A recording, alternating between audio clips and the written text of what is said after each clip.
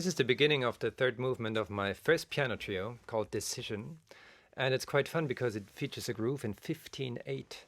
And the right hand and the left hand are doing different things with these 15/8 notes.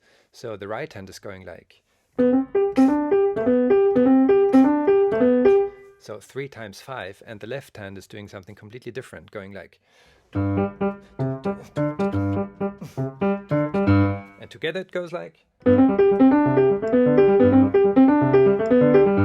If you like this, you can listen to the whole piece on all streaming platforms. I'll put the link in the bio. And if you're interested in the sheet music, you can also just PM me. And to finish, I'm going to show you a short excerpt of the recording we did with the new piano trio about 10 years ago. Check it out. See you next time. Bye-bye.